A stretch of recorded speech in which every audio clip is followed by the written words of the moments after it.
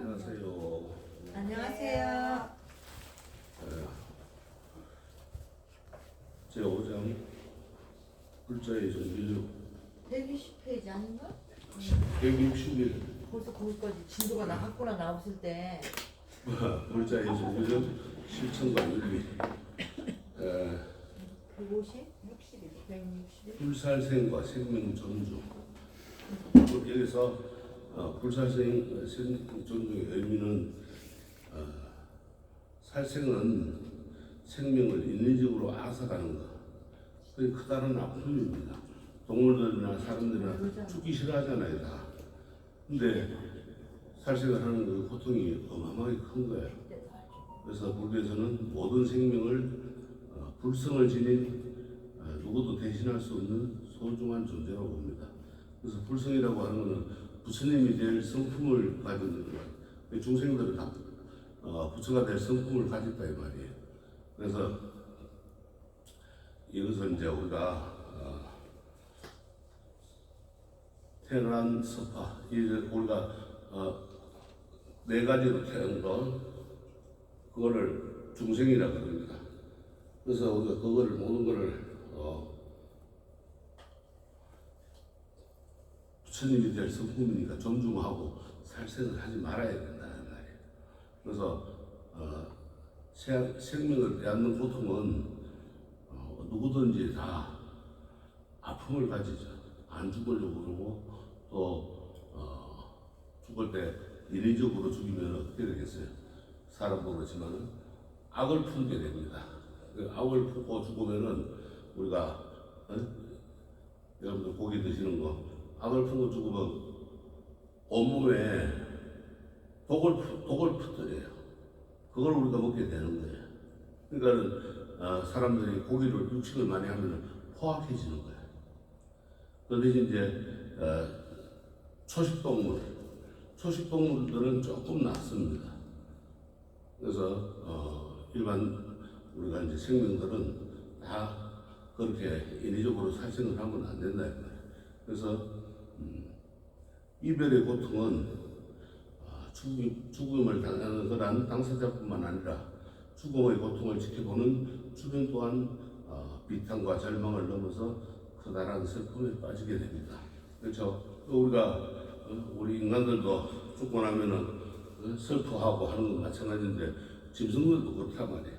그래서 비단 이 사람들의 생명뿐 아니라 모든 존재하는 것들은 생명을 함부로 빼앗지 말아야 됩니다. 우리가 지나가면서 할 때 나무가지 하나도 꺾지 말아야 돼요. 그 나무가 고통을 받아요. 여실히 자세히 집에서 한번 관찰해봐요. 나무들 막 꺾어놓으면은 그 나무가 고통을 받아가지고 시름시름 알아요. 생명이 이런 것들은 다 그렇다는 거예요. 그래서 이 가축을 비롯해가지고 그 어떤 생명도 오히려 해치고 또 유린해서는 안 되는 겁니다. 그래서 모든 생명에 대한 비폭력도 불살생의 범주에 들어가기 때문입니다. 그래서 우리가 이제 하여튼 폭력에 들어가는 거예요. 그것도 살생을 하는 거죠.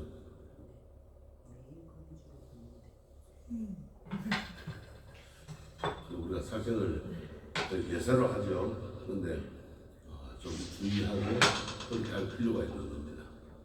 그래서 부처님은 동물들을 희생해가지고 의식을 치르는 당시 인도의 종교의 잘못된 행위를 비판하고 또 희생제에 동원된 동물들을 풀어주었습니다. 그러니까는 산채로 제물로 올리고 아니면은 죽어서 통째로 올리고 그거는 뭐 인도뿐만 아니라 우리나라 샤머니즘에서도 이제 그런 현상들이 일어났죠. 지금도 이제 그렇게들 하고 있는데 가보면은 돼지 같은 거 통째로 잡아가지고 올리고 아니면 소 같은 경우도 갖다 올리고 이러는데 살생을 하게 되면은 그만큼 자기가 업보가 더워지는 거예요. 그 짐승들이 죽으면서 도끼를 품고 가기 때문에 그 도끼를 우리가 다 받는 거예요. 독을 다 받으면 어떻게 됐어요? 결국은 우리도 비명 행사를 하는 거예요. 그래서 부처님께서는 이제 이렇게 말씀을 하셨어요. 산 생명을 몸소 죽이거나 남을 시켜 죽일 수도 안 된다. 그리고 죽는 것을 보고 묵인해서도 안 된다. 폭력을 두려워하는 모든 생명에 대해서 폭력을 내려놓아야 한다 이랬어요. 여기서 우리가 이제 자기가 죽이는 것도 물론 있지만 남을 시켜서 죽이는 것도 자기가 죽이는 거랑 마찬가지예요. 그러니까 그렇게 하지 말아야 된다. 우리가 어물전이나 육수간에 파는 것도 결국은 간접사실이에요. 그러니까 그런 걸 하지 말아야 된다. 그래서 부처님께서는 내가 직업 중에 안 해야 될 직업이 바로 이 살생업을 하지 말라고 그랬어요. 근데 우리가 이제 우선 먹고 살기 위해서 먹고등증이라고 살생들을 많이 하죠. 이게 이제 잘못된 겁니다. 그리고 또 만일 보살 마하살이 위 없이 바르고 평등한 깨달음을 얻고자 하면은 마땅히 스스로 생명을 죽이는 일을 떠나고 또 남을 시켜서 생명을 죽이는 일을 떠나며 항상 생명 죽이는 일에서 멀리하는 법을 찬양하면서 생명 죽이는 일을 멀리하는 이들을 찬탄해야 된다. 그러니까 살생을 안 하고 방생을 하고 또 생명 죽이는 일에서 멀어지고 안 하려고 하는 거라는 걸 해야 된다 이 말이에요. 그래서 이 불살생과 생명 존중의 전통은 초기 후기부터 불자들의 중요한 윤리로 자리 잡았습니다. 그래서 불자의 가장 기본적인 실천 윤리인 5개와 삼위성의식기할 삼위식계는 첫 번째 조항으로 불살생을 제시하고 있어요. 어디든지 보면은 계율 첫 번째가 살생을 하지 말라고 했어요. 그래서 이제 삼위식계는 나이 어린 남녀 스님 삼위와 삼인이가 지켜야 할 10가지 계율을 말하는 거예요. 그래서 첫째는 이제 살생하지 말라, 둘째는 훔치지 말라, 셋째는 언행하지 말라, 넷째는 거짓말하지 말라, 다섯째는 술을 마시지 말라, 또 여섯째는 꽃다발로 치장하거나 향을 바르지 말라, 또 노래와 춤을 듣지도 말고 보지도 말라, 또 높고 넓은 평상에 앉지 말라, 또 때 아닌 때에 먹지 말라, 또 금이나 은 따위 보물들을 갖지 말라. 이게 이제 삼위식계예요. 그러니까는 그 식계 중에서 이거는 아무것도 아니에요. 이제 나중에 보면은 비구 250개, 비구니들은 348개 계율이 그렇게 또 세분화돼가지고 나옵니다. 그럼 그런 거 보면은 거기에서 이제 불살생이 처음으로 나와요. 그렇게 해서 우리가 이제 살생을 하지 말라는 거예요. 그래서 또한 매달 이제 포살일에 불자가 지켜야 할 8제계와 10성계에서도 불살생은 첫 번째 항목으로 차지합니다. 그래서 포살이라는 걸 이야기했죠. 지난번에 매월 15일과 30일에 모여서 지연제를 이루쳐 착한 마음을 기르고 악을 없애는 불교의례라고 그러죠. 참여법이라 참여하는 법. 그래서 여러 대중들이 같이 수행하는 대중들이 모여가지고 자기가 지연제를 이루치고 또 다시는 안 하겠다고 참여를 하면서 선을 착한 마음을 기르는 거라는 걸 포살이라고 합니다.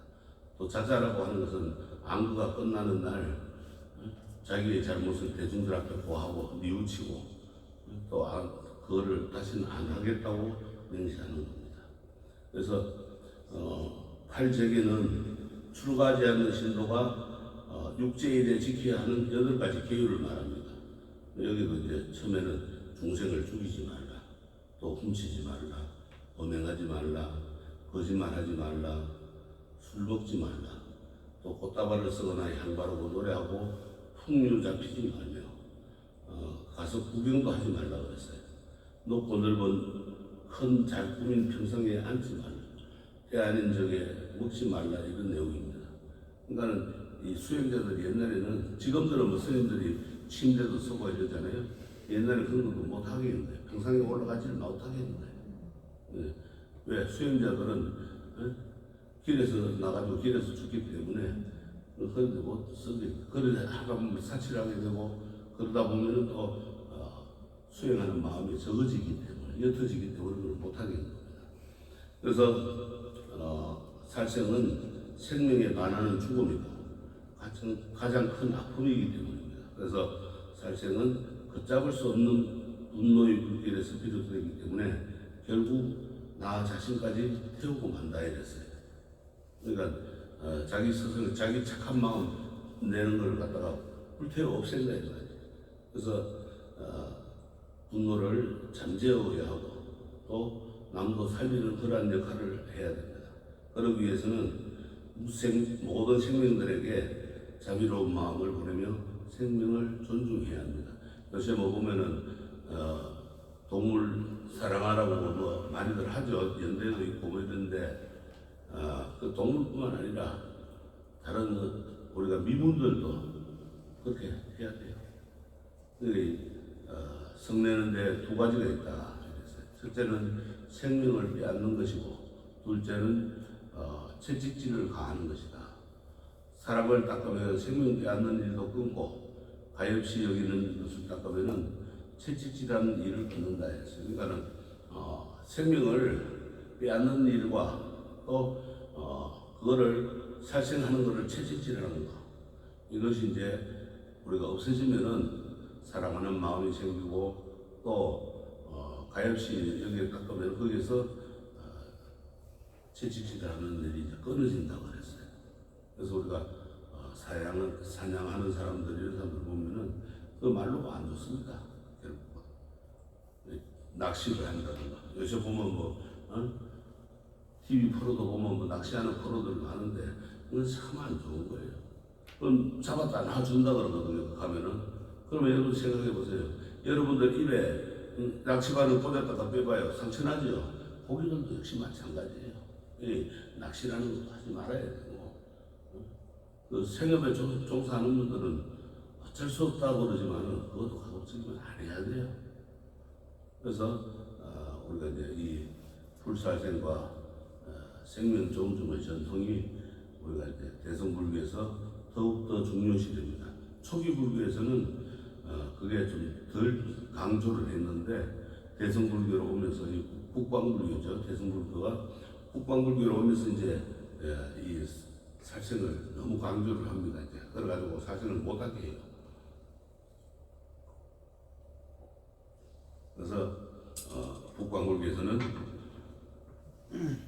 특히 이제 중국 불교에서는 육식을 금하게 했습니다. 못 먹게 했어요. 채식만 하게 됐어요. 그리고 남방불교에서는 아직까지 탁발을 하고 이러면서 신도들이 주는 대로供養을 하십니다. 받아서. 그 대신에 우리 이제 국방불교처럼 절에서 음식을 해 먹는다든가 이런 건 없죠. 밖에서 그냥 거리에서 탁발을 해가지고 그거를 이제 하루 탁발한 거를 하루 드시고 이제 이러기 때문에 거기에 뭐 고기도 들어오고 야채도 들어오고 뭐 온갖 것이 다 들어와요. 그러면 그냥 드시는 거예요. 그래서 남방불교 이제 초기 불교에서는 다 했지만은 이 대성불교, 국방불교에서는 육식을 철저히 금하고 채식 위주로 이제 하게 했습니다. 지금도 그래서 우리나라나 중국이나 대만 이런 쪽에서는 채식을 하고 있고 그렇게 되어 있습니다. 그래서 법망경이라고 하는 경전에서는 보살계를 표방하면서 육식을 금하고 생명에 대한 자비심을 강조를 해놨어요. 그래서 법망경이라고 하는 것은 우리나라 불교 계율의 기초를 이루는 그런 경전을 법망경이라고 합니다. 그래서 여기 보면 이제 어떤 게 나오는가 하면은 법망경은 원래 이름은 법망경 노사나불 불설 노사나 불설 보살지심 계품 재심이라 이렇게 해놨어요. 또는 이제 이거를 줄여가지고 이제 법망경이라 이렇게 부르고 있습니다. 법으로 된 그 원래 경전은 120권, 61품이 있는데 구전으로만 전해지고 지금은 두 권만 내려와가지고 우리가 이제 보고 있는 겁니다. 그래서 불자들이 항상 자비심을 강조하고 자비심에 대한 것을 행해야 됩니다.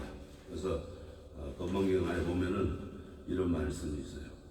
불자들이여 그대들은 직접 죽이거나 또 남을 시켜서 죽이거나 방편을 써서 죽이거나 칭찬을 해서 죽이게 하거나 또 죽이는 것을 보고 기쁘게 하거나 또 주문을 외워서 죽이는 그 모든 행동을 하지 말아야 한다. 죽이는 원인이나 조건이나 죽이는 방법이나 죽이는 것을 업으로 삼아 생명이 있는 온갖 것을 고의로 죽이지 말아야 한다. 보살은 항상 자비로운 마음과 효순한 마음을 내고 그런 마음으로 모든 중생을 까지 방편으로 우호해야 한다. 이렇게 했어요. 그만큼 죽이지도 말고 남을 시켜서 죽이게 하지도 말고 뭐 방편 뭐 독약을 넣든지 이렇게 해가지고 죽이지도 말고 또 죽는 것을 보고 남이 죽이는 걸 보고 기뻐하고 좋아하지도 하지 말아야 해요. 그래서 모든 것을 자비로운 마음으로 생명들을 대해줘야 된다. 그래서 모든 생명을 존중하라는 불교의 이 같은 전통은 그대로 선종의 생활윤리로 수용이 된 거예요. 선종은 이제 우리가 조사선, 가나선 이런 이제 선을 말하죠. 그래서 선방 같은 데서 더군다나 이걸 철저하게 더 합니다. 왜? 불성의 뿌리 종자를 끊기 때문에 금하는 거예요. 하면 안 된다고 했어요. 그래서 수행자의 행위 규범을 담고 있는 선언청규라고 하는 게 있습니다. 여기에는 한 방울의 물을 마시더라도 그 속에 살고 있는 미생물을 죽이지 않도록 하라고 했습니다. 얼마만큼 가면은 이 우리가 물 한 방울 떨어지는 그 한 방울 물 안에 84,000 생명을 볼 수가 있다고 그랬어요. 그 84,000 생명이 그 안에 살고 있다 이거예요. 그만큼 많은 것이 있습니다. 우리 범부들은 눈은 있으나 그것을 보지 못하지만은 천안을 지닌 부처님께서는 분명히 본다고 그랬습니다. 물방울 안에 84,000의 생명을 볼 수 있다고 그랬어요. 그래서 꿈틀거리는 모든 생명이 불성의 신령함을 지니고 있으니 두 번, 세 번 거듭거듭 흘러내는 것이 바로 수행이다. 그래요. 한 방울의 물을 보더라도 어찌 천생명, 만생명이 있음을 보지 못하는가. 사실은 그만큼 금하고 중요시 여겼던 겁니다. 이렇듯 천안에 보이고 우리 눈에는 보이지도 않는 작은 미생물까지 살펴야 한다면 눈에 보이는 다른 생명을 존중해야 하는 것은 너무나 당연한 겁니다. 그래서 옛날 선사스님, 조사스님들은 물을 거르는 녹순왕을 항상 지니고 다녔다고 해요. 녹순왕은 스님들이 지니고 다니는 주머니, 물주머니를 말해요. 그래서 그 물을 떠서 마실 때 물속에 있는 작은 벌레나 티것을 거르는 데 쓰는 게 이 녹순왕이에요. 거를 녹자예요. 물숫자, 주머니라는 자. 그러니까 물을 거르는 주머니라. 지금 말하면 뭐겠어요? 정수기겠죠. 다 모든 걸 걸러낸다 이 말이에요. 그래서 심지어 뜨거운 물을 함부로 땅바닥에 쏟아붓는 것도 경계했습니다. 뜨거운 물을 부으면 땅바닥에 있는 미생물들이 죽게 돼요. 완전히 저 화탕지옥이 당하는 거예요. 가만히 있다가 뜨거운 물이 부러지니까 그게 죽게 된다 이 말이에요. 그 다음에 어록을 보면은 선사들이 까치, 사슴, 호랑이 등과도 스스럼없이 지냈음을 알 수가 있습니다. 옛날 선사들은 그러니까 호랑이가 절마당에 와서 놀기도 하고. 그런데 이 호랑이들이 이제 인간들을 경계하는 것은 살생을 하니까 경계를 하는 거예요. 비린내가 납니다. 그러니까는 우리 사람들도 이제 초식만 하게 되면은 몸에서 독한 냄새가 안 나요. 근데 살생을 하고 그것도 고기들을 많이 섭취하면은 몸에서 독한 냄새가 납니다. 그러니까 될 수 있는 건 이제 살생을 안 하고 또 안 먹어야 돼요. 우리가 지금 얼마나 많은 소나 돼지나 닭이나 이런 걸 가다 놓고 사육을 합니까? 그러면 그만큼 많이 먹으니까 그런 거예요. 안 먹어버리면 그렇게 안 하고 또 동물들도 자유롭게 방목을 해가지고 자유롭게 뛰놀 수 있게끔 만들어줘야 되는 거야. 근데 닭장이나 또 소 축사 같은 거, 돼지 축사 이런 데 가면은 탁 가다 놔놓고 움직이도 못하게 해놓고 키우는 그거는 생지옥이라. 여러분들 한번 생각해 보세요. 한 평 방 안에 갖다 놔놓고 밥만 넣어준다 그러면 어떻게 했어요? 미치거든요. 동물들도 마찬가지 미치는 거예요.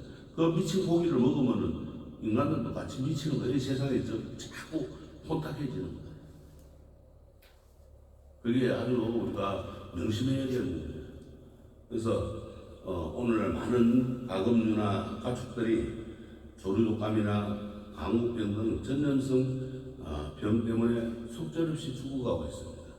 이 강국병이 왜 생기느냐? 왜 생겨요, 강국병이? 가다 놓고 그렇게 사육을 하는데 사료를 뭘로 만드느냐? 그 소나 돼지들 뼈 가지고 만드는 거예요. 그래 다시 그걸 먹이는 거예요. 그러니까 병에 걸릴 수밖에 없습니다. 우리 사람들도 마찬가지예요.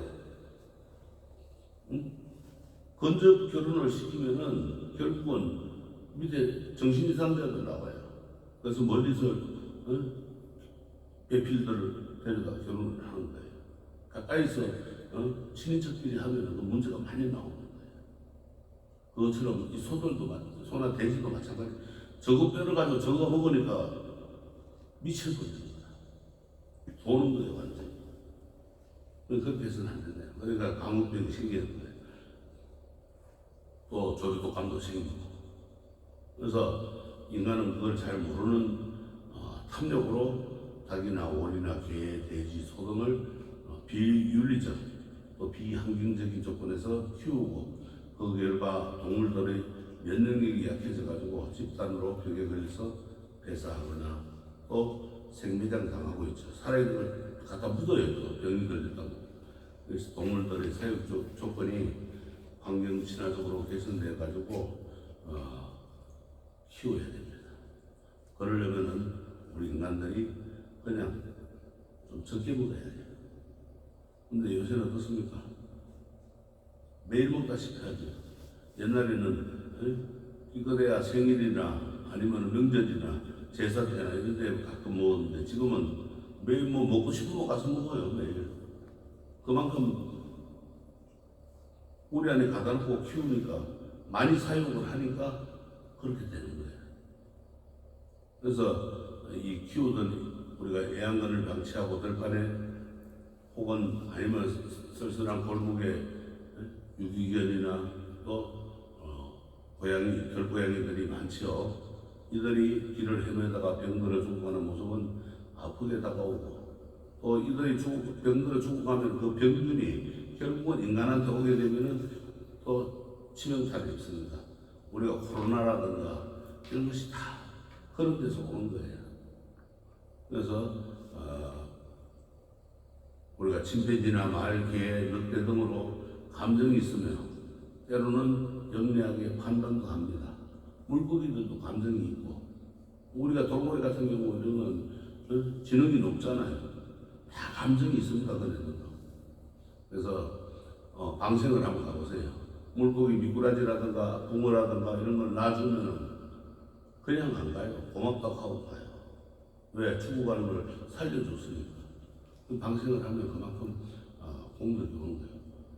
하물며 우리 인간들이 그렇게 악하게 해서는 안 되네요. 그래서 그들도 집단을 이루어 살면서 교류하고 소통을 해요.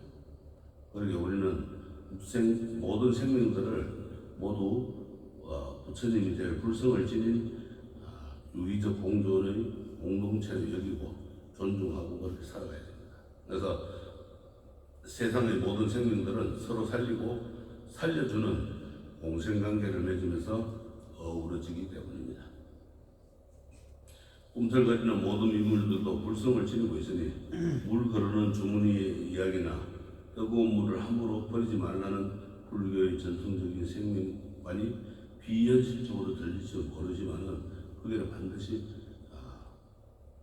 모든 생명들이 해를 입게 됩니다. 그래서 절에서는 땅에 함부로 물도 못 버리게 하고 뜨거운 물을, 그 다음에 그릇 씻고 이래가 뜨거운 물 갈 때 하수구에 못 버리게 합니다. 그러면 하수구에 살고 있는 미생물들이라든가 이런 것들이 다 갑자기 그냥 느닷없이 그냥 화탕지옥에 빠지는 거예요. 물구덩이, 뜨거운 풀을 끓는 물구덩이에 빠지게 되는 거예요. 그래서 못 버리게 합니다. 또 그만큼 이런 생명 존중의 정신을 간직하면서 살아가는 것과 그렇지 않은 생활은 분명한 차이가 있습니다. 그런 의미에서 우리가 살고 있는 지구상의 모든 생명, 나아가서 생명력이 없는 흙이나 돌마저도 함부로 대하지 않고 물 한 방울도 소중히 여기면서 살아갈 때 우리가 지구의 아름다움은 영원히 오래 가게 됩니다. 그리고 사람들도 평화가 오게 됩니다.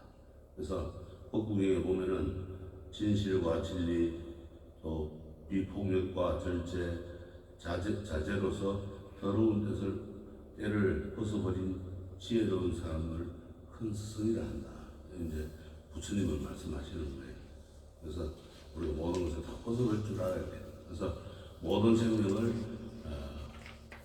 폭력을 두려워하고 모든 생명은 죽음을 두려워합니다. 이를 깊이 알아서 죄 없는 생명을 함부로 죽이거나 죽이게 하지 말고 모든 생명은 폭력을 두려워하고 모든 생명은 삶을 지극히 사랑하고 염원합니다. 이를 깊이 알아 죄 없는 생명을 함부로 죽이거나 죽이게 하지 말라는 법국에 나오는 말입니다. 그래서 생명을 우리가 나의 목숨과 같이 그렇게 소중하게 여기라는 거예요. 근데 내 목숨같이 소중해. 우리도 죽어라 하면 억울하죠. 난데없이 와가지고 누가 죽어라 하고 이러면 그렇듯이 다른 생명들도 마찬가지입니다. 그러니까 항상 그 생명들을 존중하는 그런 정신으로 이제 해야 됩니다. 그 다음에 두 번째는 불투도라. 투도라는 것은 도둑질 하지 말라는 거죠. 남의 것을 훔치지 말라는 거예요. 이 오개 가운데 또는 팔재개라든가 삼위식개라든가 보살개라든가 이런 데 보는데 두 번째 나오는 겁니다. 이 개는 일반적으로 남의 것을 훔치지 말라는 뜻으로 이제 이해가 됩니다. 하지만 좀 더 정확히 이제 말하면은 자신에게 주어지지 않는 것을 취하는 행동을 떠나고 멀리함을 의미합니다. 그러니까 주지 않는 것을 갖다가 가지려고 하는 것도 도둑이 되는 거죠. 그러니까는 저걸 보고 저 카메라가 참 이쁘다. 내가 가졌으면 나도 있었으면 그건 뭐 벌써 도둑질을 한 거예요. 내 마음으로 했기 때문에 도둑이 되는 거예요. 그래서 남의 소유물을 말할 것도 없고 설사 특정한 누군가의 소유물이 아니더라도 자신에게 주어지지 않는 것은 어떤 것이든 함부로 취해서는 안 되는 거예요. 들판에 가다가 인자 없다고 자기 가져가면 그것도 도둑이야. 가져가지 말고 그 자리 두고 가야 돼. 길 가다가 금덩어리를 발견했어도 가져가면 안 되는 거야. 누군가 임자가 있어야 돼. 그러니까 그런 것이 다 도둑이다. 그래서 주지 않는 것은 무엇이든 어디에서라도 그것을 가져서는 안 된다. 빼앗거나 빼앗는 것도 묵인하지 말고 주지 않는 것은 무엇이든 취해서는 안 된다. 그게 보면 생각도 하지 말라는 거예요. 생각하는 것 자체도 벌써 도둑질을 하는 거야. 우리가 모든 것을 취하지 말고 그렇게 이제 베풀어야 돼요. 그게 이제 보시죠. 베푸는 거를. 불사생은 반대로 이제 방생하는 거, 생명을 낳아주는 거. 불투도는 반대로 이제 보시를 하는 거예요. 베푸는 거. 마을에 있거나 숲에 있거나 남의 것을 나의 것이다 라고 하고 주지 않는 것을 빼앗는다면은 그를 선한 사람으로 알라. 빛을 지어 돌려달라고 독촉받을 때 갚을 빛이 없다고 발뺌한다면은 그를 선한 사람으로 알라. 얼마 안 되는 물건을 탐내어 길을 가는 행인을 살해하고 그 물건을 약탈한다면은 그를 천한 사람으로 알라. 이렇게 수탄이 바타에 이제 말씀을 해놓으셨어요. 그러니까 모든 것이 주지 않는 것은 절대 가지지 말라는 거예요. 근데 우리가 어떻게 해야 돼요? 요새 그런 게 많죠. 행인들 아니면은 가게에 들어가서 훔치가고 이런 것이 다 이제 도둑이야. 여기서 볼 수 있듯이 우리가 비단 주어지지 않는 남의 물건을 취하는 것뿐만 아니라 빚을 지고 있는 것, 그걸 갚지 않는 것도 이 투도에 해당한다. 남의 물건을 갖다 썼으면 돌려주고 또 남의 돈을 갖다 썼으면 갚을 줄 알아야 되는데 나 돈 없어 하고 발뺌하고 오리발 내밀면 어떻게 돼요? 그것도 불투도다. 도둑질하는 거야. 안 주니까 도둑질하는 거다. 그죠? 심장이 아주 심상이 고약한 사람들이죠. 그래서 이제 현대 사회에서는 남의 지적 재산권을 도용하거나 표절하는 것도 투도요. 또 노동자들을 혹사하고 그에 대한 합의나 적절한 대가가 없이 노동력을 착취하는 것도 투도다 그랬어요. 그러니까는 우리가 지적 재산권 인터넷에 요즘 발달하니까 남의 거 잘 훔쳐가죠. 내용들을 그것도 다 도둑이라. 그 다음에 노동자들 데려다가 노동 착취하는 것도 그것도 도둑이라. 그런 거 하지 말라는 거야. 정당한 노동 없이 불로소득을 취한다면 그것도 투도고 뇌물과 사기, 또 행연과 배임 등 사회적 탈북도 이에 해당하는 겁니다. 우리가 모든 것을 하지 말아 그래. 하지 말고 반대로 고시를 행하다 보면은 도둑질 하라 그래도 안 하게 돼 있어요. 근데 고시를 행하지 않으면 이제 남의 물건을 자꾸 가지다가 그러니까 옛날 말이 있죠. 천석불은 천가지 걱정, 만석불은 만가지 걱정, 거지는 한 가지 걱정이라고 했어요. 그러니까는 천석불은 왜 천가지 걱정이었어요? 그 재산도 지켜야 되고 또 그 재산을 불려야 되고 뭐 가지 걱정이 많겠죠. 그러니까는 천가지 걱정이 나오고 만석불은 또 만가지 걱정이 나오는 거예요. 근데 왜 그러면 거지는 한 가지 걱정이겠어요? 늘 배가 고프니까 그래 배불리 먹었으면 하는 그 한 가지 걱정밖에 없는 거예요. 그래서 자신의 이익을 위해서 비리를 저지르면서까지 남의 것을 빼앗는 사람들을 보게 되죠. 그죠? 온갖 건무술수를 동해가지고 사기꾼이지 사기꾼. 그것도 도둑이라. 그래서 다른 사람이 억울해하고 손해를 보고 그로 인해서 고통을 받으리라는 생각은 까맣게 잊은 채 마치 이를 자신의 훌륭한 능력인 듯 착각해가지고 상대방과 무능력을 비웃습니다. 부처님께서는 그런 사람을 아주 천한 사람으로 보셨습니다. 심지어 이 꽃 향기마저도 허락 없이 맡은 수행자들을 일컬어 향기를 훔치는 도둑이라고 하십니다. 길 가다가 이 꽃 아름답다 가서 향기 맡고 향 좋다 하고 이러면은 그것도 도둑하는 거야. 그리고 가다가 꽃 같은 거 함부로 뜯으면 안 되는 거예요. 그래서 냄새를 맡을지언정 그러니까 그렇잖아요. 생각만 해도 도둑질 하는 거라 그랬는데 그 향기를 맡았으니까 꽃이 향기를 뿜는 걸 빼뜨려 가잖아. 그러니까 도둑이라. 그런 거 하지 말아야 돼요. 그래서 중국의 선종은 신도들의 시주물에 의존하지 않고 자급자족적인 사원경제 체제를 마련해가지고 노동을 하면서 수행을 했습니다. 이런 이제 탁발을 하지 않고 신도들한테 의존 안 하는 거예요. 신도들이 갖다 주는 시주물에 의존을 안 하고 스스로들이 자급자족을 하는 거예요. 그게 빚을 덜 진다 이거예요. 그래서 선종은 사원경제를 만드는 스님이 이제 누군가 하면은 백장해해 선사다. 스님은 80노고에도 손수 갱인을 들고 매일 밭에 나가서 일을 하면서 모범을 보였습니다. 그래서 청규를 통해 가지고 이 동북아시아에 선기틀을 세운 분이 바로 이제 백장해의 성사입니다. 그래서 뭐라고 하셨는가 하면은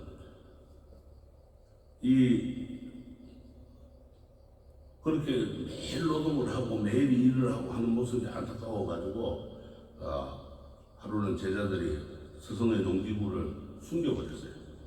그러자 스님은 밖으로 나와가지고 공양도 하지 않고 두물불출하면서 움직일 줄을 몰랐습니다.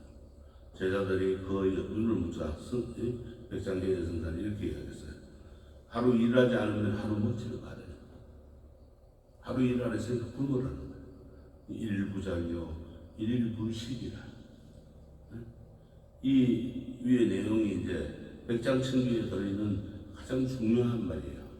그래서 천규에서는 지고화를 막론하고 노동하라고 강조를 하는 거예요. 비록 큰 스님이라 할지라도 일을 하지 않으면 먹지 말라고 했던 겁니다. 그래서 노동을 하는 것도 수행이기에 노동하지 않으면 수행자들도 먹을 자격이 없다 이렇게 했어요.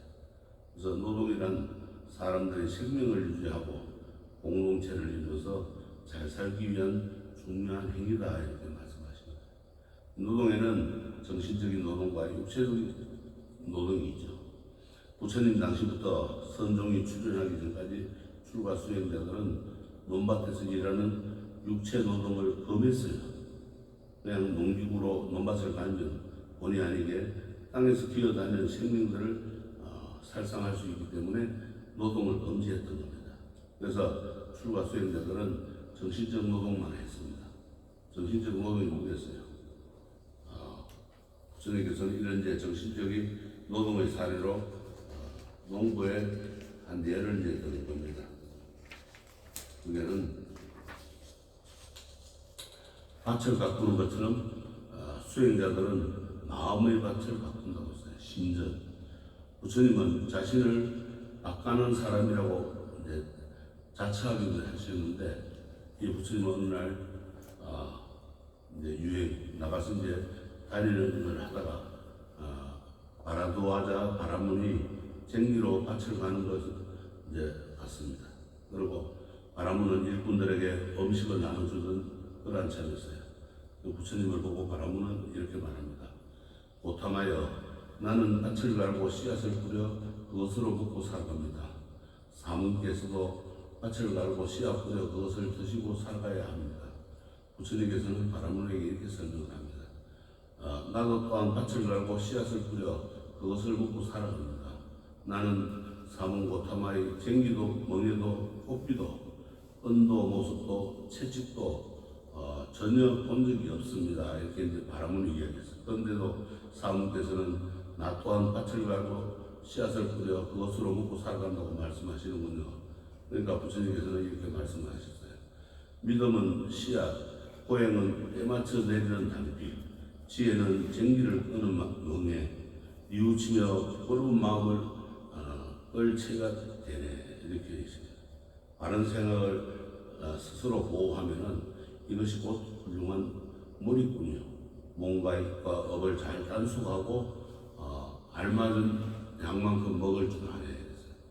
그러니까 많이 과식 안 하고 이제 딱 수행하는데 몸을 지탱하는 양만큼만 먹겠다 이거예요. 그렇게 이제 이야기를 했어요. 그러니까 믿음은 우리가 불성 부처님의 싹을 틔우는 씨앗이 된다 이거예요. 그래서 믿음은 씨앗이라고 하고, 고행은 때맞춰 내리는 단비라고 했어요. 우리가 그 고행 과정이 얼마나 힘들겠어요. 하늘에서 비 내리기를 바라는 것과 똑같다 이 말이에요. 그게 단비라고 했어요.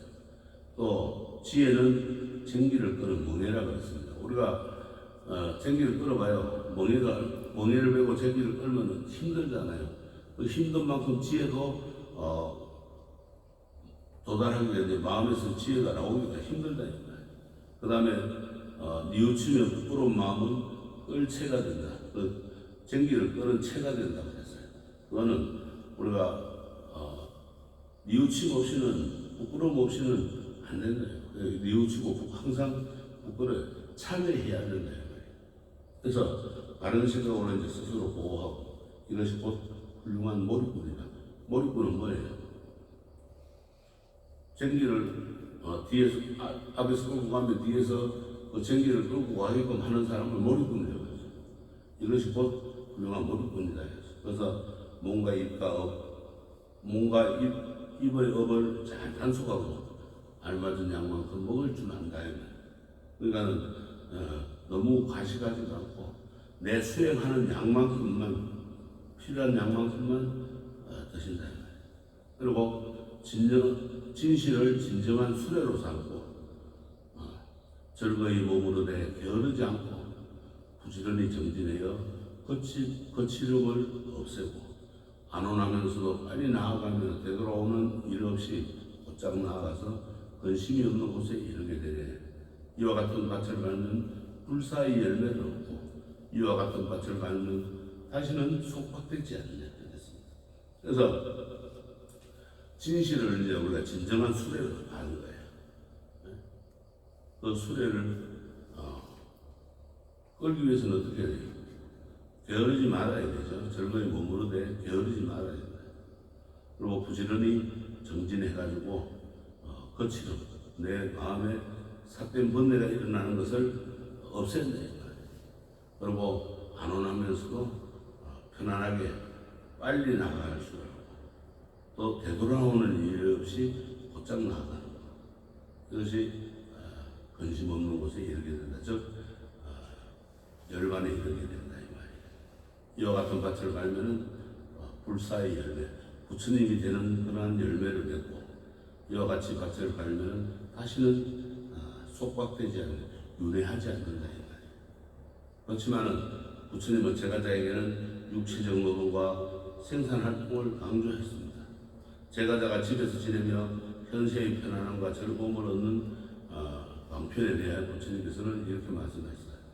선난자가 여러 가지 생산물을 만드는 직업으로서 스스로 생활을 경영하는 것이니 곧 농사를 짓고 장사를 하며 임금을 섬기거나 혹은 글씨, 셈, 그림으로 이런저런 직업에 꾸준히 힘쓰고 수행하는 것이다. 그러니까 항상 제가자들은 생산 활동을 해야 된다. 게으르지 말고. 게으르고 하면은 어떻게 했어요? 가난해지거든요. 가난해지면 얼마나 불행하겠어요. 그런데 또 그게 편안함에 머물지 말고 항상 부지런히 노력하라는 거예요. 자기가 하는 거에 대해서 열심히 하고 그 다음에 나라의 임금도 섬기고 혹은 뭐 글씨나 셈하는 거 그림으로 이런저런 자기 직업을 꾸준히 업으로 삼고 힘쓰는 것이 바로 이제 이 중생들의 삶이다 이 말이에요. 그래서 부처님께서는 제가자가 농사를 짓거나 상업 및 공업 등 생업에 종사하는 것이 바로 수행이다 그랬어요. 그래서 꼭 절에 와가지고 기도하고 막 하는 게 수행이 아니라 일상생활이 다 수행이다 그랬어요. 그만큼 뭐든지 열심히 하라. 그 다음에 그렇게 해서 이제 현재의 삶에서 행복을 누리게 된다고 분명히 말씀을 하셨어요. 우리가 내가 노력하지 않고 열심히 일하지 않고 사주팔자 타령이라고 앉아있으면 어떻게 되겠어요? 부모 원망이 나오고 나는 왜 이렇게 낳는 거? 내 팔자는 왜 이런 거? 내 사주는 왜 이런 거? 이런데 타다고 있으면 안 되겠죠? 열심히 노력하라. 사실은 그렇게 삶과 일과 수행이 하나가 되는 것을 말하는 거예요. 그게 수행이라. 옥절에 와가지고 기도를 하고 절을 하고 뭐 경전을 읽고 하는 게 수행이 아니라 일상생활의 수행이에요. 우리가 이거는 이제 평상심이 도라 그러죠. 평상시가 항상 도예요. 부처님이 길이라. 내가 내 앞에 주어지는 걸 열심히 행하라는 거예요. 그걸 하지 않으면은 아무것도 안 되는 거예요. 그래서 보조국사 진루스님도 각자의 직업에서 자신의 마음을 밝히면서 능력을 발휘하는 삶이 바로 부처님의 삶이다 이렇게 강조를 했어요. 자기 마음속 모든 부처의 보광명지로 널리 중생을 비추면은 중생의 모습이 곧 열의 모습이고 또 중생의 말이 곧 열의 말이며 중생의 마음이 열애의 마음이며 세상을 다스리는 정치, 생산업과 숙련된 기술이며 예술적 재능이 모두 열애의 보강명지가 움직이는 모습과 적용이어서 모두 별다를 게 없다. 그러니까는 보강명지라고 하는 건 이제 항상 그게 나오는 것이 이제 널리 모든 중생들을 비추면서 밝은 곳으로 나오는 모습이 바로 부처님 모습이다 이거예요. 그러니까는 우리가 이 나누고 보시하는 삶을 살아야 돼요. 그렇게 되면은 불투도는 자신에게 주어지지 않는 것을 취하지 않겠다는 성실하고 정직한 마음으로 바탕으로 남의 이익을 위해 적극적으로 노력하는 그런 상태를 이상으로 삼습니다. 그래서 남을 돕게 되고 또 베풀게 됩니다. 어려운 이웃을 돕는다든가 또 아니면은 아픈 사람을 도와준다든가 모든 것이 이제 그런 이제 보시에 들어가죠. 그래서 이 자기 소유물에 대해서 집착이 떠납니다. 없어집니다. 보시를 하다 보면 내 것이 아까운 게 없어요. 근데 보시를 하지 않으면 내 것이 아까운 거예요. 못 주는 거로 남을 베풀지를 못하는 거예요. 그래서는 안 되겠죠. 그리고 보시의 마음을 잃지 않는 것, 이것이 말로 이제 불투독의 진정한 실천이고 우리 모두가 행복해지는 그러한 길입니다. 그러니까 나누면서 살아야 되겠죠. 많이 가진 사람은 또 적게 가진 사람들한테 나눠줘야 되는데 나누지 않고 살면은 그렇게 이제 자기 혼자 그것도 업을 지키게 되는 거예요. 다음 생에 가면은 그렇게 베풀지 않고 가면은 가난뱅이가 되는 거예요. 다음 생에. 베풀어야 돼. 베풀어야 다음 생에 가서는 또 행복해지는 거예요. 그러니까 아주 이제 중요한 거죠. 정의라안경에 이런 말씀이 있어요. 자기의 소유에서 남는 것이 있으면은 남에게 나누어 준다. 그런 사람은 몸이 무너지고 목숨이 끝난 뒤에는 천상의 세계에 태어나고 만일 인간으로 태어나면 재물이 많고 고배가 넉넉하며 궁핍하거나 단명하지 않는다 그랬어요. 우리가 수명장수하고 오래 살려면은 베풀어야 돼. 베풀다 보면 모든 근심 걱정이 없어지거든요. 없어지면 편안한 마음이 드니까 오래 살 수밖에 없어요. 근데 베풀지 않고 하면은 스트레스만 쌓이면은 어떻게 돼? 과로사로 일찍 죽는 거라. 그렇기 때문에 절대 소유한 거를 갖다가 움켜쥐고 놓지 않으면 안 되는 거예요. 소유한 거를 움켜쥐고 안 놓으면 그 덩어리를 어떡하겠어요? 그게 업보가 되는 거라.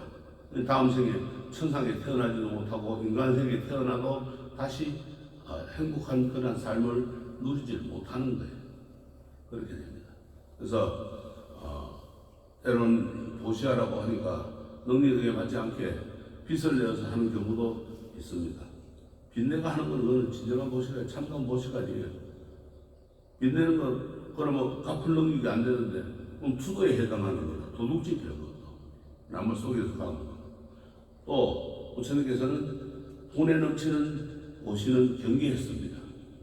그럴 경우에 그 보시자를 파산에 이르게 하고 당사자는 물론 그의 가족들을 난처하게 만듭니다. 우리가 어느 정도 없이 시주를 하게 되는데 자기 생활을 궁핍하게 만들면서 시주를 하는 경우 이런 거는 그건 참다운 보시가 아니에요. 참다운 시주가 아닙니다. 그거는. 그래서 그렇게 하면 다른 가족들이 이제 고통을 받게 되겠죠. 그래서 자신의 능력에 맞게 경제력을 감안해서 보시하는 것이 좋습니다. 물론 가난할지언정 분수에 맞지 않는 보시는 할 수 있습니다. 정성껏 마음을 나눌 수 있는 거예요. 따뜻한 정성이나 마음, 용기나 격려 등으로 베푸는 겁니다. 이걸 우리가 무제 칠시라고 있죠. 재물 없이도 베푸는 7가지 그걸 무대칠시라고 하는데 그게 보면 이제 안시 눈을 부드럽게 대해주는 거, 또 말로서 부드럽게 해주는 거, 이 모든 것은 이제 그렇게가 7가지가 이제 칠시가 있는데 그렇게 우리가 베풀어야 됩니다. 그렇게 따뜻하게 베푸면 돼. 그러면 돈 없이도 베풀 수 있어요, 얼마든지. 응? 또 길 가다가 할머니가 무거운 짐을 들고 가면 대신 들어다 주는 것도 베푸는 거고. 네, 나는 돈이 없는데 어떻게 베풀지 하지 말고 내가 베풀 수 있는 방법이 많다 이 말이에요. 그래서 우리가 이제 착하고 아름답게 사는 불자들은 주지 않는 부분을 훔쳐서 내 걸로 만들지 하지 않고 너그러운 마음으로 널리 나누어지는 일을 실천하는 사람이 바로 이제 참다운 불자입니다. 또 하루하루 주어진 일에 최선을 다해가지고 일하고 일하지 않으면은 먹지 않는다는 자세로 생활을 해야 돼요. 일일 부작이면 일일 불식이다 이렇게 해야 됩니다. 그러면은 나도 세상도 어떻게 했어요? 다 행복해지겠죠. 또 이웃도 행복해집니다. 그래서 항상 베풀면서 이제 우리가 먹어야 돼요. 살아야 돼요. 베풀지 않고 남을 탐내고 훔치고 이러면은 탐내는 그 자체만 해도 도둑질이다. 저는 불자들이 와가지고 아이고 스님 좋은 애 하면 집어 줘버려요. 그게 제일 좋은 거예요. 왜? 상대방은 벌써 탐을 냈단 말이에요. 탐을 냈는데 안 주면 어떻게 되겠어요? 나중에 더 나쁜 짓을 하게 되는 거예요. 줘버리면 그걸로 끝나는 거라. 갖고 싶어서가 아니고 좋은 걸 좋아 보여요. 그것이 바로 투도라. 네, 좋아 보여도 마음으로도 생각만 해도 도둑질이라 그랬는데 좋아 보인다 해버리면 그게 갖고 싶다는 뜻이거든. 갖고 싶어. 그러니까 다 베풀어야 되는 거야. 다 나아버려야 돼. 갖고 싶은 건 가져야 갖고 싶은 거 어쨌든 갖게 되거든 또. 네. 그러니까 안 되는 거야. 그러니까 베풀어야 돼. 다 그냥 줘버려야 돼. 놓았을 때 그때는 기쁨이라는 거는 한량이 없는 거예요. 그 다음에 이제 불사움. 우리가 건강하게 살아가면서 사람이고 인간이고 짐승들이고 모든 민물들이고 이 성연비와 아름다운 그런 관계가 있어야 됩니다. 그래서 성에 대한 불교의 가치관은 성욕은 인간의 가장 큰 욕구 가운데 하나입니다. 그래서 부처님께서도 모든 탐욕심의 모든 것을 다 버릴 수가 있는데 이 불사움만큼은 끊기가 굉장히 힘들다고 그랬어요. 그래서 절제하지 못하고 우리가 맹목 욕망에 끌려갈 경우 돌이킬 수 없는 불행으로 빠져든다 이렇게 했습니다.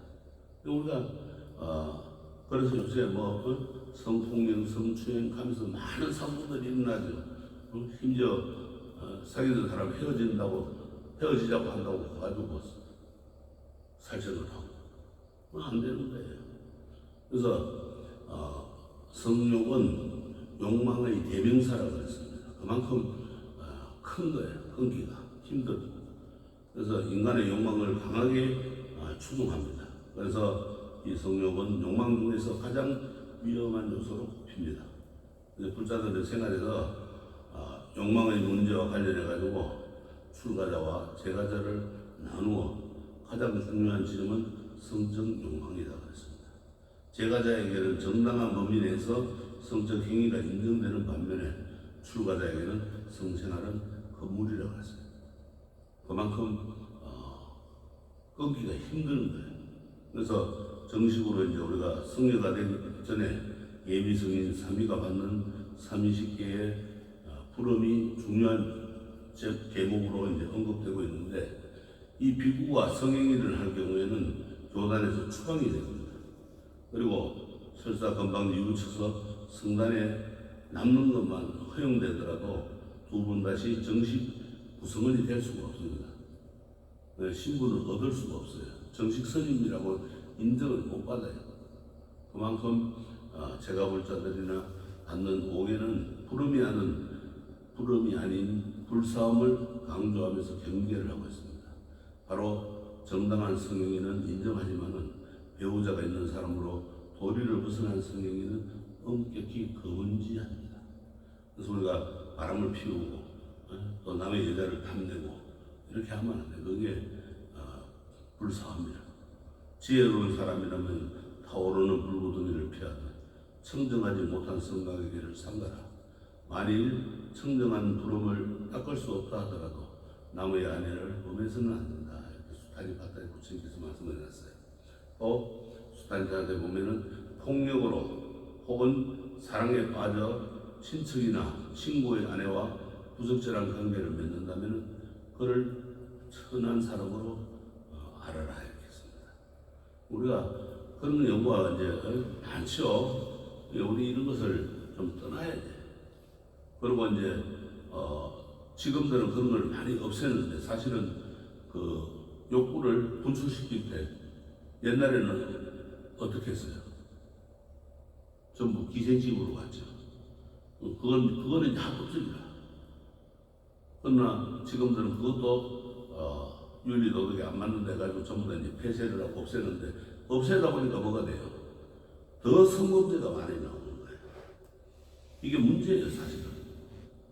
어디 가서 욕구 되는 걸 갖다가 분출을 할 데가 없으니까 자꾸 그런 범죄가 일어나고 남의 집에 창문을 염탐하고 넘어가고 이런 이제 일이 자꾸 생기는 겁니다.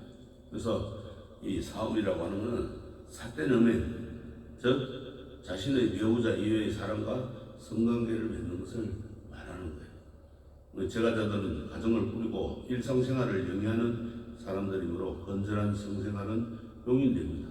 자기 부인한테는 용인됩니다. 그런데 자기 부인한테도 이게 이제 성추행이 되는 경우가 있어요. 그 중요한 허용 기준은 부부이고 사랑하는 사이가 되어야 됩니다. 그래서 남의 아내 혹은 남의 남편과의 성행위는 커다란 고통과 파멸을 불러옵니다. 또 남의 아내, 남의 남편이 아니더라도 그냥 일반 여자들하고 해도 문제가 되는 거예요. 결국에는 한 가정을 파국으로 몰아가기 때문입니다. 그래서 미성년자와의 성행위, 또 성숙한 인격이 형성되지 않는 장애인들의 그러한 것은 물론 그의 부모나 가정에 커다란 고통을 불러오기에 이 역시 정당한 성행위가 아닌 사업에 해당되는 겁니다. 그래서 제가 자라도 완벽한 해탈을 얻으려면 비록 가정을 이루고 산다고 해도 청정한 생활이 필수 조건입니다. 그래서 가정에 현모양처가 되고 또 가정에 따뜻한 아버지가 돼야 돼요.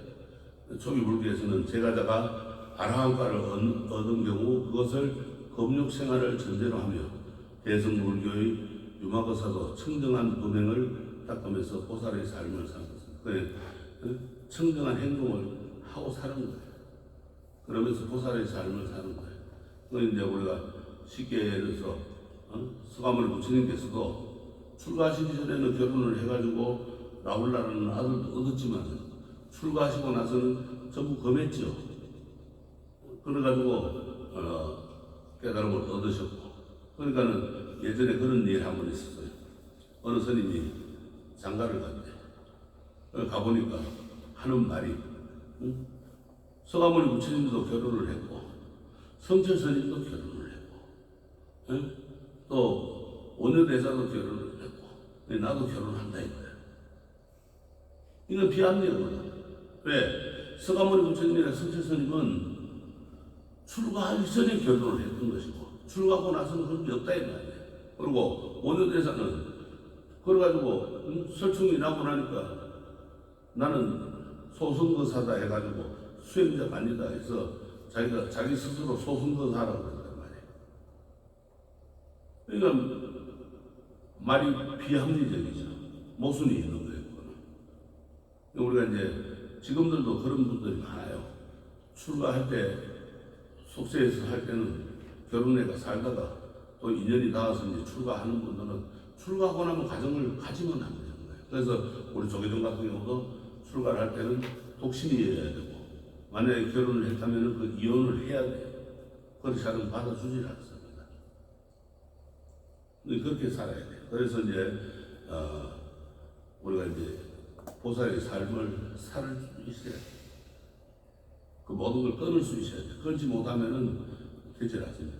그래서 이 올바른 불교의 이제 성윤리는 성욕이 지나치면은 그 욕망의 피해가 남에게 영향을 끼친다는 점에서 성윤리는 매우 중요합니다.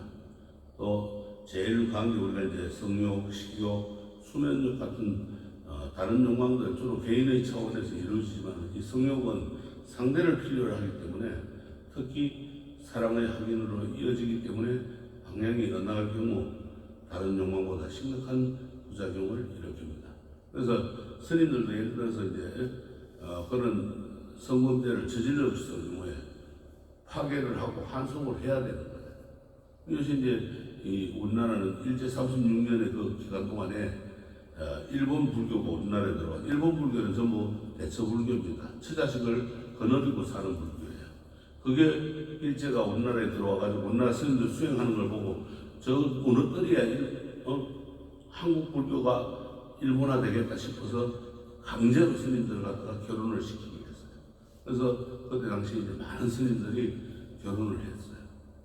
그래가지고 이제 해방되고 나서 대처성들은 하산하라 해가지고 문제가 많고 지금도 아직까지 그렇게 분규가 있는 절들이 있습니다. 순천 서남사라든가 서울의 신촌의 봉원사라든가 이런 데는 아직까지 조중하고 태호중하고 분규가 있는 절이에요. 그래서 그런 문제들이 있기 때문에 항상 스님들도 청정 수행을 해야 되고 일반 불자들도 그렇게 가정을 꾸리면서 살 때는 자기 가정 이외에는 하면 안 되는 거예요. 남을 넘다봐서는 안 됩니다. 그래서 성행위는 사람과 사람 간의 가장 은밀하고 인격적인 교류입니다. 그래서 둘만의 공간에서 이루어지는 사랑의 행위이므로 더욱더 조심하지 않으면 안 되는 거예요. 그래서 오늘날 성추행과 성폭력으로 인한 폐해와 부작용이 매우 심각한 사회병의 현상으로 대두되고 있습니다. 왜? 욕구를 분출시킬 데가 없는 거라. 분출시킬 데가 없으니까 나와가지고 이제 성추행하고 성폭력하고 막 이런 게 광범위하게 늘어나는 거예요.